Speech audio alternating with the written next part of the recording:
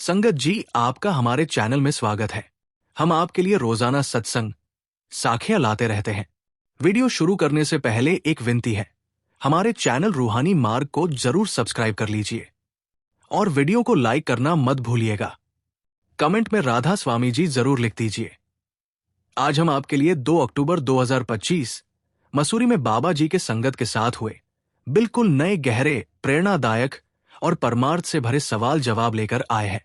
हर जवाब सरल, गहरा और दिल को छू जाने वाला होगा। तो आइए शुरू करते हैं। पहला सवाल एक युवक ने पूछा, बाबा जी, जब भी मैं ध्यान में बैठता हूं तो मन बहुत परेशान करता है। कभी पुरानी बातें याद आती है, बचपन की दोस्तों की गलतियां जो मैंने की थी। कभी भविष्य की चिंताएं घेर लेती है। रोजगार का क्या होगा, परिवार का क्या होगा, आने वाले समय में किन समस्याओं से गुजरना पड़ेगा। कई बार तो इतना भटकाव होता है कि लगता है ध्यान करना ही बेकार है। बाबा जी मुस्कुराकर बोले, देखो बेटा, ये जो मन है ना, इसकी सबसे बड़ी आदत यही है कि ये हमें कभी भी वर्तमान में टिकने नहीं देता। ये या तो हमें अतीत में ले जाता है या भविष्य की चिंता में डाल देता है। जब ये अतीत में जाता है तो हमें पछतावे और ग्लानि में डुबो देता है। क्यों वो गलती की थी, क्यों ये बोला था, क्यों वैसा किया था। और जब ये भविष्य में जाता है तो हमें भय और चिंता में डाल देता है। क्या होगा अगर नौकरी ना मिली, अगर परिवार संभला नहीं, अगर बीमारी आ गई। लेकिन प्रभु और गुरु हमें क्या सिखाते हैं? भक्ति का रास्ता हमें वर्तमान में जीना सिखाता है। सोचो, क्या अतीत को बदला जा सकता है? नहीं। क्या भविष्य हमारे हाथ में है? नहीं। तो फिर सच क्या है?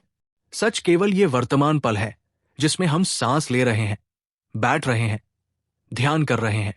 बाबा जी आगे समझाने लगे, मान लो कि तुम्हारे हाथ में एक गिलास पानी है। अगर तुम बार बार सोचोगे कि कल मैंने कितने गिलास पिए थे या कल कितना पानी पीना है, तो क्या तुम्हारी प्यास बुझ जाएगी? प्यास तो तभी बुझेगी जब तुम अभी का पानी पियोगे। वैसे ही प्रभु से मिलन भी अभी के क्षण में ही संभव है। ध्यान में बैठने का अर्थ ये नहीं है कि तुरंत ही मन शांत हो जाएगा और आत्मा ऊंचाई पर पहुंच जाएगी। ये एक अभ्यास है। जैसे बच्चा चलना सीखता है, पहले गिरता है, फिर उठता है, फिर से चलता है। लेकिन अगर वो गिर कर बैठ जाए और कहे कि मैं तो चलने लायक ही नहीं हूं, तो क्या कभी चल पाएगा? नहीं। उसे बार बार उठना पड़ेगा, बार बार कोशिश करनी पड़ेगी। धीरे धीरे वो दौड़ना भी सीख जाएगा। इसी तरह भक्ति का मतलब ये नहीं कि मन तुरंत ही काबू आ जाए, बल्कि भक्ति का मतलब है बार बार मन को संभालना, बार बार उसे नाम पर टिकाना। फिर बाबा जी ने एक और उदाहरण दिया। मान लो कि तुमने एक पालतू तोता रखा है। वो पिंजरे से बाहर निकलकर उड़ जाता है। अगर तुम गुस्से में आकर पिंजरा ही फेंक दो तो क्या वो वापस आएगा? नहीं। लेकिन अगर तुम धैर्य से रोज उसका नाम पुकारोगे, दाना पानी रखोगे, तो धीरे धीरे वो लौटकर खुद आ जाएगा। मन भी ऐसा ही है। अगर ये भटकता है तो गुस्सा मत करो, निराश मत हो। धैर्य से, प्यार से इसे बार बार नाम पर टिकाओ। धीरे धीरे ये खुद रुकना सीख जाएगा। बाबा जी ने गंभीर स्वर में कहा, भक्ति का असली मापदंड ये नहीं है कि ध्यान में मन कितना टिकता है। भक्ति का असली मापदंड यह है कि हम कितनी सच्चाई और धैर्य से कोशिश करते हैं। गुरु नानक देव जी भी कहते हैं, थिरु घर बैठू हरिजन प्यारे, सदगुरु तुमरे काज संवारे। यानी अगर प्रेम से बैठे रहोगे, कोशिश करते रहोगे, तो सदगुरु स्वयं ही काम बना देगा। तो बेटा, ये मत सोचो कि तुम भक्ति के लायक नहीं हो। हर आत्मा उसी प्रभु की संतान है। तो कौन भक्ति के लायक नहीं होगा? फर्क केवल इतना है कि कोई जल्दी चल पड़ता है, कोई धीरे, लेकिन मंजिल सबकी एक ही है। इसलिए निराशा छोड़ो। जितना भी समय मिले उतना समय भजन सुमिरन में लगाओ। मन भटके तो उसे प्यार से नाम पर लाओ। धीरे धीरे तुम खुद देखोगे कि जो मन आज बेकाबू है वही कल प्रभु के चरणों में ठहरना सीख जाएगा। दूसरा सवाल, एक बुजुर्ग महिला ने आंखों में आंसू लिए बाबा जी से कहा, बाबा जी, पूरा जीवन तो परिवार, बच्चों, रिश्तेदारों और दुनियावी जिम्मेदारियों में बीत गया। जब जवान थे तब बच्चों को पालना था, पति का साथ निभाना था, घर चलाना था। समय ही नहीं मिला कि बैठकर ध्यान कर सकूं या सत्संग में नियमित आ सकूं। अब जब उम्र ढल गई है, शरीर कमजोर हो गया है, आंखें कमजोर, कान कम सुनते हैं, घुटनों में दर्द रहता है, तब लगता है कि मैंने तो जीवन व्यर्थ कर दिया। कभी कभी ये सोचकर दिल दुखता है कि अब शुरू करूं भी तो देर हो चुकी है। क्या इतनी देर से की गई भक्ति का भी कोई मूल्य है, या ये सब अब व्यर्थ है? बाबा जी ने उनकी ओर बड़ी करुणा से देखा और धीरे से कहा, माता जी, सबसे पहले तो ये समझो कि प्रभु का दरबार इंसानों जैसा नहीं है। इंसान तो हिसाब करता है, फला ने कम उम्र से शुरू किया तो उसे ज्यादा मिलेगा, और जिसने देर से शुरू किया उसे कम मिलेगा। लेकिन प्रभु का दरबार प्रेम देखता है, समय नहीं। आप सोच रही हो कि समय निकल गया, जीवन व्यर्थ हो गया, पर वास्तव में आत्मा कभी बूढ़ी नहीं होती। आत्मा तो हमेशा जवान, हमेशा ताजा रहती है। केवल शरीर बूढ़ा होता है, और प्रभु से मिलने के लिए आत्मा की प्यास ही सबसे जरूरी है। उदाहरण, एक किसान और फसल। बाबा जी ने समझाते हुए कहा, सोचो, अगर कोई किसान समय से गेहूं बोता है तो फसल बड़ी होगी। लेकिन मान लो किसी किसान को देर से बीज बोना पड़ा, क्या ऐसा है कि बीज बिल्कुल ही नहीं उगेंगे? नहीं, देर से बोने पर फसल थोड़ी कम हो सकती है, लेकिन उगेगी जरूर। और कभी कभी देर से बोए गए बीज भी मौसम अच्छा मिलने पर खूब फल देते हैं। वैसे ही अगर आपने अब प्रभु का नाम पकड़ लिया है तो समझो कि बीज बो दिया है, अब ये जरूर फल देगा। उदाहरण, दो गुरु नानक देव जी की मिसाल। गुरु नानक देव जी कहते हैं, जिस वेले जागो उस वेले सवेरा। यानी जागने का समय कोई भी हो, जब भी जागोगे वही तुम्हारा सवेरा है। अगर सुबह देर से भी सूरज की रोशनी मिले तो क्या वो अंधेरा दूर नहीं करती? करती है। वैसे ही अगर अब आपके जीवन में नाम की रोशनी आई है तो समझो ये सबसे सुंदर सवेरा है। उदाहरण, 3 जीवन की किताब। बाबा जी ने मुस्कुराकर कहा, मान लो कि आपके पास एक किताब है। शुरू के अध्याय आप ठीक से नहीं पढ़ पाए, लेकिन आखिरी अध्याय अगर आप ध्यान से पढ़ लो तो क्या पूरी कहानी समझ नहीं आएगी? जरूर आएगी। जीवन भी ऐसी किताब है। अगर पहले अध्याय दुनियावी जिम्मेदारियों में निकल गए तो भी अंतिम अध्याय प्रभु को समर्पित हो जाए तो आत्मा की यात्रा सफल हो जाती है। अगर जीवन के अंत में भी आत्मा उसकी शरण में आ जाए तो प्रभु कहता है, चले आओ, मैं तुम्हारा इंतजार कर रहा था। तो माता जी, ये मत सोचो कि समय निकल गया। भक्ति में कभी देर नहीं होती। हमें प्रभु ने यही तो समझाया है कि ये जीवन हीरा है।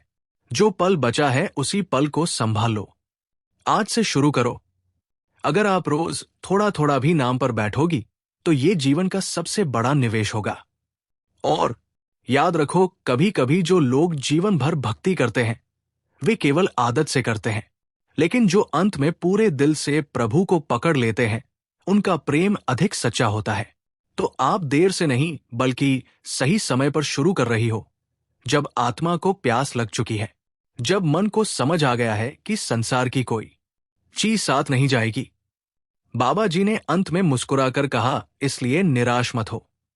आप भक्ति शुरू करो, चाहे थोड़ी ही देर रोज बैठ पाओ।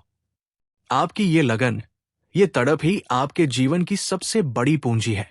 प्रभु को समय नहीं चाहिए, प्रभु को केवल सच्चा दिल चाहिए, और वह दिल आपके पास है। तीसरा सवाल एक युवा लड़के ने हल्के लेकिन गंभीर अंदाज में बाबा जी से पूछा, बाबा जी, आप हमेशा कहते हो कि सादगी से जीवन जीना चाहिए, लेकिन आजकल की दुनिया में अगर कोई साधारण जीवन जिए तो लोग उसका मजाक उड़ाते हैं।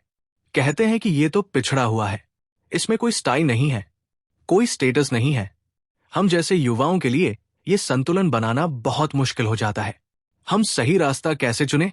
बाबा जी मुस्कुराए और बोले, बेटा, तुम्हारा सवाल आजकल के बहुत युवाओं का सवाल है, क्योंकि आज समाज हमें बार बार ये समझाने की कोशिश करता है कि तुम वही हो जो तुम पहनते हो, जो गाड़ी चलाते हो, जो मोबाइल रखते हो। लेकिन असली सवाल यह है कि क्या हमारी पहचान बाहर की चीजों से है या हमारे अंदर की रोशनी से? उदाहरण, एक साधारण कपड़े बनाम पहचान। मान लो किसी आदमी ने लाखों का सूट पहन रखा है, बड़ी बड़ी गाड़ियां खड़ी है, लेकिन अगर उसका व्यवहार कठोर है, झूठ बोलता है, दूसरों को चोट पहुंचाता है, तो क्या लोग उसे सम्मान देंगे? नहीं। शायद सामने से तो लोग झुक जाएं, लेकिन दिल से कोई इज्जत नहीं करेगा। दूसरी ओर कोई व्यक्ति साधारण कपड़े पहनता है, साधारण जीवन जीता है, लेकिन उसके भीतर नम्रता, प्यार और सच्चाई है, तो समाज उसे हमेशा याद रखेगा। इतिहास उठाकर देख लो, गुरु नानक देव जी, कबीर जी, फरीद जी, क्या उनके पास कोई ताजगाड़ी या राजमहल था? नहीं, लेकिन उनकी पहचान आज भी पूरी दुनिया में है। इसलिए पहचान बाहरी चीजों से नहीं, बल्कि अंदर के चरित्र से बनती है। उदाहरण दो, मोबाइल फोन का रूपक। आजकल देखो, सब स्मार्टफोन चलाते हैं। बाहर से चाहे कवर कैसा भी हो, लोग फोन की कीमत उसके कवर से नहीं, बल्कि उसके सॉफ्टवेयर और सिस्टम से करते हैं। अगर अंदर का सिस्टम अच्छा है, तो फोन अच्छा है। अगर सॉफ्टवेयर ही खराब है, तो लाखों का कवर भी उसे बेकार बना देगा।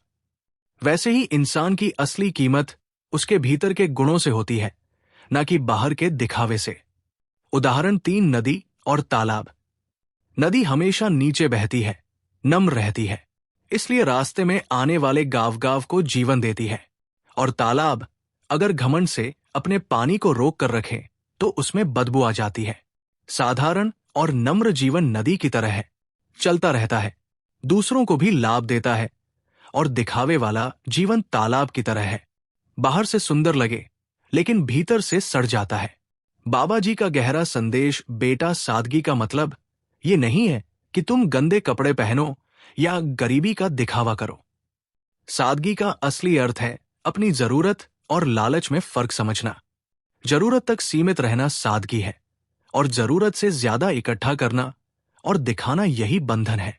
तुम्हारे पास अच्छी गाड़ी है, अच्छा घर है, अच्छे कपड़े हैं, कोई बुराई नहीं। लेकिन अगर ये सब केवल इसलिए है कि लोग देखें और वाहवाह करें, तो ये बोझ है। लेकिन अगर ये सब तुम्हारे जीवन की जरूरत पूरी करने के लिए है और मन प्रभु की ओर लगा हुआ है, तो यही सादगी है। लोग क्या कहते हैं, ये सोचने से ज्यादा जरूरी है कि प्रभु हमें कैसे देखता है। समाज तो पल पल बदलता रहता है। आज लोग कहेंगे ये फैशन है, कल कहेंगे वो फैशन है, लेकिन प्रभु हमेशा उसी को देखता है जिसका दिल साफ है। इसलिए बेटा, जीवन का संतुलन ऐसे बनाओ कि जरूरत पूरी हो, लेकिन दिखावा ना बने। लोगों की नजर में नहीं, प्रभु की नजर में अच्छा बनो। याद रखो, जब हम दुनिया छोड़कर जाएंगे, तो कोई ये नहीं पूछेगा कि तुम्हारी गाड़ी कौन सी थी, कपड़े कितने महंगे थे। वहां केवल एक ही सवाल होगा, क्या तुम्हारा दिल प्रभु के नाम से जुड़ा था या नहीं। सवाल एक महिला ने भावुक होकर बाबा जी से पूछा, बाबा जी, कभी लगता है कि जिंदगी जैसे एक परीक्षा पत्र है। एक मुश्किल खत्म होती नहीं कि दूसरी सामने आग खड़ी होती है। परिवार की समस्या, आर्थिक चिंता, बीमारी, रिश्तेदारों की खटपट, ये सब कभी खत्म ही नहीं होता। मन कहता है कि अगर भक्ति कर रही हो तो जीवन आसान क्यों नहीं होता। क्या ये सब मेरे पिछले कर्मों का बोध है? और अगर हां, तो भक्ति कब इन समस्याओं से छुटकारा दिलाएगी? बाबा जी ने गंभीर स्वर में कहा, देखो बेटी, जीवन को अगर समझना है तो ये मानकर चलो कि जो भी परिस्थिति हमें मिलती है वो हमारे ही कर्मों का फल है। ये संसार कोई सज्जा देने की जगह नहीं है, बल्कि ये एक क्लासरूम है, एक स्कूल जहां हमें अपने पुराने कर्मों का हिसाब चुका आत्मा को आगे बढ़ाना है। उदाहरण, एक बैंक का कर्ज। मान लो किसी ने बैंक से कर्ज लिया है। अब बैंक वाला रोज आकर दरवाजा खटखटाएगा, पैसा मांगेगा। हम चाहे या ना चाहे, जब तक वो कर्ज चुकता नहीं होगा, चैन नहीं मिलेगा। ठीक उसी तरह आत्मा ने पिछले जन्मों में बहुत से कर्मों का बोझ लिया हुआ है। अब जब ये जीवन मिला है, तो बैंक की तरह वे कर्म हमारे सामने आकर हिसाब मांगते हैं और हमें चाहकर भी चुकाना पड़ता है। भक्ति क्या करती है? भक्ति हमारी जेब में और ताकत डाल देती है। जैसे बैंक का कर्ज अगर 10 लाख है तो अकेले चुकाना मुश्किल है, लेकिन अगर कोई धनी पिता कह दे, बेटा चिंता मत करो, मैं साथ हूं, तो आधा बोझ हल्का हो जाता है। भक्ति वही पिता का साथ है, सद्गुरु का सहारा, जो हमें शक्ति देता है कि हम कर्मों का बोझ सहन कर सकें। उदाहरण, 2 डॉक्टर और दवाई। कभी कभी हमें लगता है कि सद्गुरु हमारी दुआ क्यों नहीं सुनते, हमारी समस्या क्यों नहीं मिटाते। लेकिन सोचो, अगर किसी मरीज को डॉक्टर कड़वी दवाई देता है तो मरीज कहे डॉक्टर जी ये तो बहुत कड़वी है, मीठी दवाई दो। डॉक्टर क्या करेगा? वही देगा जो शरीर के लिए ठीक है, चाहे वो कड़वी ही क्यों ना हो। वैसे ही प्रभु और गुरु हमें वही परिस्थिति देते हैं जो हमारी आत्मा की सेहत के लिए जरूरी है। कभी कड़वी लगती है, कभी कठिन, लेकिन वो हमारी आत्मा को ठीक कर रही होती है। इसलिए समस्याएं हमें जलाने के लिए नहीं, बल्कि हमें चमकाने के लिए आती है। बेटी भक्ति का उद्देश्य जीवन की समस्याएं खत्म करना नहीं है। अगर भक्ति का मतलब सिर्फ ये होता कि समस्याएं मिट जाए तो फिर ये व्यापार हो जाता। मैं भक्ति करूं और बदले में सुख मिल जाए। लेकिन भक्ति कोई सौदा नहीं है। भक्ति हमें समस्याओं के बीच भी संतुलन और धैर्य देती है। भक्ति हमें यह समझ देती है कि ये भी गुजर जाएगा। मैं अकेली नहीं हूं, मेरे साथ प्रभु और गुरु है। जब यह दृष्टिकोण आ जाता है तो वही समस्या जो पहले पहाड़ जैसी लगती थी अब छोटी सी लगने लगती है और आत्मा हर परिस्थिति में शांति अनुभव करने लगती है। बाबा जी ने अंत में कहा, इसलिए बेटी ये मत सोचो कि भक्ति कब समस्याओं से छुटकारा दिलाएगी। भक्ति का असली फल यह है कि आत्मा को समस्याओं से ऊपर उठने की शक्ति मिल जाती है, और जब आत्मा शक्ति पा लेती है तो कोई भी परिस्थिति उसके लिए बोझ नहीं रह जाती। उस समय आत्मा कहती है, जो भी प्रभु देगा वो मेरे लिए सबसे अच्छा है। यही सच्ची भक्ति है। अगला सवाल, बाबा जी आज की दुनिया में हम देखते हैं कि हर इंसान अपनी अपनी इच्छाओं, कामनाओं और त्वाकांक्षाओं में फंसा हुआ है। किसी को पैसा चाहिए, किसी को इज्जत, किसी को शक्ति, किसी को रिश्तों में स्थायित्व। लेकिन संत महापुरुष बार बार कहते हैं कि असली सुख और स्थिरता सिर्फ भीतर है, आत्मा और प्रभु में है। तो सवाल यह है कि अगर सब कुछ भीतर ही है तो हमें बाहर की दुनिया में क्यों डाल दिया गया? फिर ये संघर्ष, ये रिश्ते, ये जिम्मेदारियां क्यों हैं? और साधक को कैसे समझना चाहिए कि बाहर की इस हलचल और भीतर की स्थिरता में संतुलन बनाकर कैसे जीना है? बाबा जी का जवाब देखो भाई, जीवन कोई सज्जा नहीं है, ना ही कोई ऐसा जाल है जिसमें भगवान ने हमें फंसा दिया हो। जीवन एक अवसर है। ये संसार एक परीक्षा है जहां हमें अपने भीतर छुपी हुई शक्ति को पहचानने का अवसर मिलता है।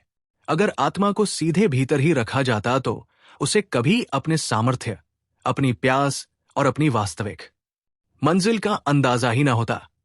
जैसे एक बीज अगर जमीन में दबा ना जाए, मिट्टी और अंधकार से ना गुजरे तो वो कभी अंकुरित होकर पेड़ नहीं बन सकता। उसी तरह आत्मा को भी इस दुनिया की हलचल, रिश्तों, संघर्षों और चुनौतियों में डाला गया ताकि वो पहचान सके कि असली शांति कहाँ है। उदाहरण, समुद्र और लहरें। इस संसार को समुद्र की लहरों की तरह मानो। लहरें उठती है, टूटती है, किनारे से टकराती है और वापस जाती है, लेकिन समुद्र का तल हमेशा स्थिर रहता है। हमारी आत्मा समुद्र का तल है, स्थिर, शांत और परमात्मा से जुड़ी हुई। और हमारे मन की इच्छाएं, हमारे रिश्ते, हमारी जिम्मेदारियां, ये सब लहरों की तरह है। अगर हम सिर्फ लहरों को देखते रहे तो लगेगा कि जीवन तूफान ही तूफान है, लेकिन अगर हम गहराई में उतरे तो वहां शांति ही शांति है। मान लो कोई इंसान रोज बाजार जाता है, वहां शोर है, आवाजें हैं, धक्का मुक्की है, लोग दाम पर बहस कर रहे हैं, लेकिन दिन भर का काम करने के बाद जब वो अपने घर लौटता है तो वहां शांति है, आराम है, अपनापन है। जीवन का बाजार ये संसार है। वहां हमें धक्के लगेंगे, हमें समझौते करने पड़ेंगे, मेहनत करनी पड़ेगी, लेकिन हमारा असली घर हमारी आत्मा है। अगर हम बार बार घर लौटना भूल जाए तो हम सिर्फ शोर शराबे में ही उलझे रहेंगे। संत यही सिखाते हैं कि बाहर का काम करो, लेकिन अंदर लौटने का रास्ता मत भूलो। परिस्थितियां बदलती रहती हैं, कभी खुशी, कभी गम, कभी सफलता, कभी असफलता। लेकिन अगर साधक के पास गुरु का दिया हुआ चप्पू यानी नाम का सुमिरन है तो वो इन लहरों में डूबेगा नहीं, बल्कि सुरक्षित किनारे प्रभु तक पहुंच जाएगा। बाबा जी आगे समझाते हैं, मुद्दा ये नहीं है कि बाहर की दुनिया बुरी है, मुद्दा ये है कि बाहर की दुनिया अस्थाई है। हम अस्थाई को स्थायी मानकर उसमें टिकाव ढूंढते हैं। जब हम रिश्तों में, नौकरी में, पैसा कमाने में, समाज में अपनी स्थिरता खोजते हैं तो हमें निराशा मिलती है। लेकिन जब हम समझ जाते हैं कि बाहर सिर्फ कर्तव्य निभाने हैं और असली टिकाव भीतर है, तब जीवन आसान हो जाता है। बाहर का काम ऐसे करो जैसे किरदार निभा रहे हो, पूरी ईमानदारी से, पूरे कर्तव्य से। साधक के लिए संतुलन यही है कि बाहर निभाते रहो, लेकिन भीतर गुरु और नाम को पकड़कर रखो। रामकृष्ण परमहंस से किसी ने पूछा था, आप तो ध्यान में डूबे रहते हैं, तो ये संसार क्यों? उन्होंने कहा था, संसार वो स्कूल है जहां आत्मा शिक्षा लेती है, और ध्यान वो साधना है जहां आत्मा परीक्षा पास करती है। अगर स्कूल ही ना हो तो शिक्षा कहां से होगी? ठीक उसी तरह अगर जीवन में कठिनाइयां, रिश्ते और जिम्मेदारियां ना हो तो हमारी आत्मा को खुद का सामर्थ्य कभी समझ ही ना आए। तो भाई, इस जीवन को एक मौका मानो। ये जिम्मेदारियां, रिश्ते और संघर्ष, ये बोझ नहीं है, ये सीढ़ियां हैं। इनसे ऊपर उठकर ही हम भीतर की शांति पा सकते हैं। अगला सवाल, बाबा जी, हम जब ध्यान करते हैं तो मन बार बार भटक जाता है। कभी पुरानी बातें याद आती है, कभी भविष्य की चिंता सताने लगती है, कभी घर परिवार के झगड़े, नौकरी की टेंशन या शरीर की तकलीफें बीच में आ जाती है। कई बार तो लगता है कि ध्यान करना नामुमकिन है।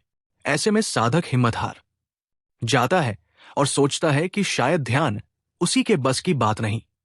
तो सवाल यह है कि जब मन बार बार भटकता है और ध्यान में टिकता ही नहीं, तब साधक को क्या करना चाहिए?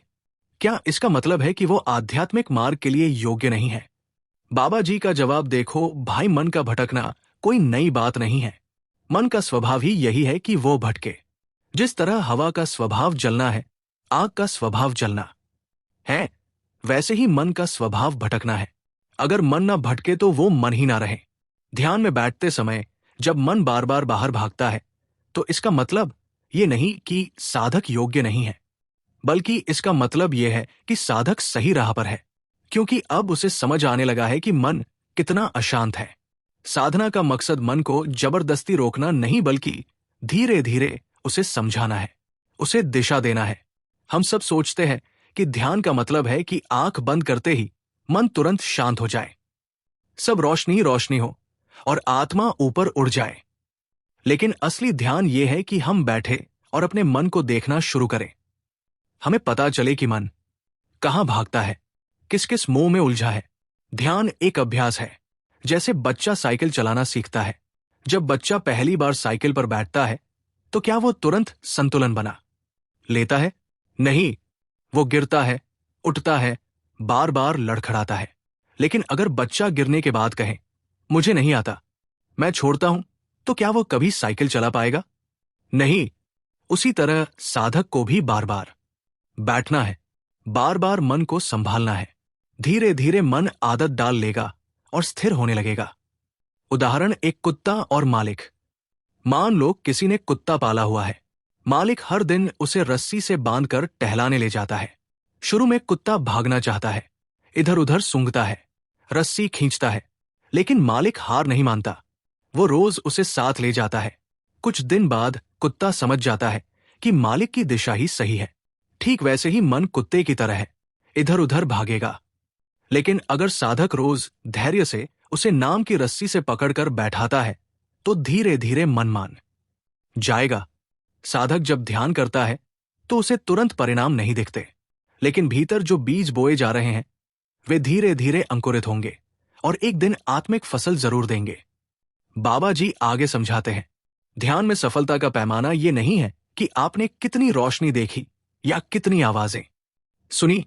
असली सफलता यह है कि आप रोज बैठते हो, चाहे 5 मिनट मन रुके चाहे ना रुके।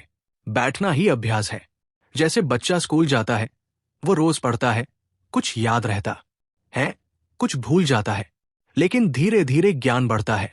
उसी तरह साधक का ध्यान धीरे धीरे पक्का होता है। गुरु ने हमें केवल बैठने के लिए कहा है, परिणाम उनके ऊपर छोड़ दो। एक बार किसी ने गुरु नानक देव जी से पूछा, मेरा मन बहुत भटकता है, मैं ध्यान नहीं कर पाता।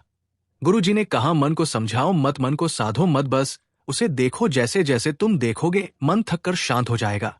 ये बात गहरी है। जितना हम मन से लड़ते हैं उतना ही वो भागता है। जितना हम धैर्य से उसे देखेंगे और नाम से जोड़ेंगे उतना ही वो धीरे धीरे स्थिर हो जाएगा। तो भाई, ध्यान में मन का भटकना कोई असफलता नहीं है। असफलता तब है जब हम बैठना छोड़ दें। गुरु का काम हमें राह दिखाना है और हमारा काम रोज बैठना है। परिणाम अपने समय पर मिलेगा। जैसे बीज बोने के बाद किसान धैर्य रखता है, वैसे ही साधक को भी धैर्य रखना चाहिए। याद रखो, मन का भटकना स्वाभाविक है। अभ्यास ही मन को काबू में लाता है। गुरु का सहारा और नाम का अभ्यास ही सफलता की कुंजी है। अगला सवाल बाबा जी, आजकल हम देखते हैं कि इंसान बाहर से बहुत धार्मिक दिखाई देता है। मंदिर जाता है, माथा टेकता है, सेवा करता है, भक्ति की बातें करता है, लेकिन अंदर से उसका मन गुस्से से, लालच से, द्वेष से और ईर्ष्या से भरा हुआ है। वो बाहर तो दूसरों को धर्म की बातें सिखाता है, लेकिन घर में झगड़े करता है, दूसरों की बुराई करता है और दिल में साफ गोई नहीं रखता। तो सवाल यह है कि असली धर्म क्या है? क्या बाहर का दिखावा और कर्मकांड ही धर्म है, या भीतर का परिवर्तन ही असली धर्म है? और साधक को किस तरह पहचानना चाहिए कि वो सच में आध्यात्मिकता की राह पर है या केवल दिखावे में उलझा हुआ है? बाबा जी का जवाब देखो भाई, असली धर्म कभी भी बाहर के दिखावे में नहीं रहा। धर्म का मतलब ये नहीं है कि हम कितनी बार माथा टेकते हैं, कितने बड़े बड़े धार्मिक आयोजन करते हैं या कितनी ऊंची ऊंची बातें करते हैं। असली धर्म तो दिल की सफाई है। अगर हमारे दिल में करुणा नहीं है, दूसरों के लिए दया नहीं है, सच बोलने की आदत नहीं है, और अगर हम अपने जीवन में गुरु के बताए मार्ग पर चल ही नहीं रहे, तो चाहे हम बाहर 1000 बार मंदिर जाएं, चाहे कितनी बार सेवा करें, वो केवल दिखावा ही रह जाएगा। संसार में सबसे बड़ी समस्या ये है कि हम अपने आप को दूसरों को दिखाने के लिए धार्मिक बनाते हैं। हमें लगता है कि लोग हमें सत्संगी, भक्त या धार्मिक कहें, लेकिन असली भक्ति तो वहां शुरू होती है जहां हमें लोगों की राय से कोई फर्क ना पड़े और हमें सिर्फ अपने गुरु की नजर में सच्चा होना हो। जैसे आईना बाहर का चेहरा दिखाता है, वैसे ही आत्मा हमारा असली आईना है। बाहर की पूजा, सेवा और धर्मकांड तब तक अधूरे हैं जब तक भीतर परिवर्तन ना हो। उदाहरण एक कपूर की। लो, कपूर जब जलता है तो पीछे कोई राख नहीं छोड़ता, वो जलकर पूरी तरह खत्म हो जाता है और केवल प्रकाश और सुगंध देता है। ठीक उसी तरह असली धर्म वह है जहां इंसान अपनी बुराइयों, गुस्से, लालच, ईर्ष्या, नफरत को जला दे और केवल प्रेम, करुणा और दया ही पीछे छोड़े। अगर इंसान बाहर से पूजा करता रहे पर अंदर उसका गुस्सा, नफरत और ईर्ष्या जस की तस रहे, तो वो कपूर की लौ नहीं बल्कि केवल धुएं की तरह है, जो आंखों में चुभन ही पैदा करता है। एक खाली बर्तन जब बजाया जाता है तो बहुत शोर करता है, लेकिन भरा हुआ बर्तन कम आवाज करता है। धार्मिकता में भी यही है। जो बाहर से बहुत शोर मचाते हैं, ऊंची ऊंची बातें करते हैं, दिखावा करते हैं, अक्सर भीतर खाली होते हैं। और जो सचमुच भरे होते हैं प्रेम, नम्रता और सच्चाई से, वे चुपचाप अपना जीवन जीते हैं, लेकिन उनका प्रभाव गहरा होता है। बाबा जी आगे समझाते हैं, असली धर्म वही है जो जीवन को बदल दे। धर्म का मकसद ये नहीं कि हमें एक पहचान मिल जाए, मैं सत्संगी हूं, मैं धार्मिक हूं। धर्म का मकसद यह है कि हमारा मन धीरे धीरे बदलने लगे। अगर ध्यान करने के बाद भी हम दूसरों की बुराई करते हैं, गुस्से में रहते हैं, लालच से घिरे हैं, तो हमें खुद से सवाल करना चाहिए कि क्या हम वास्तव में आगे बढ़ रहे हैं या केवल बाहर का दिखावा कर रहे हैं। साधक को पहचान इसी से करनी चाहिए। क्या मेरे स्वभाव में धीरे धीरे परिवर्तन आ रहा है? क्या मैं थोड़ा शांत हुआ हूं? क्या मैं दूसरों के लिए करुणा रखता हूं? क्या मैं सच बोलने की आदत डाल रहा हूं? यही असली पैमाना है। इसी के साथ संगत जी, हम आपसे इजाजत लेते हैं। कल फिर मिलते हैं नए सवाल, जवाब और साखी के साथ। अगर ये वीडियो आपके दिल को छू गई हो तो इसे लाइक करें। आप जी से विनती है, कमेंट में राधा स्वामी और अपने शहर का नाम जरूर लिखें। राधा स्वामी जी।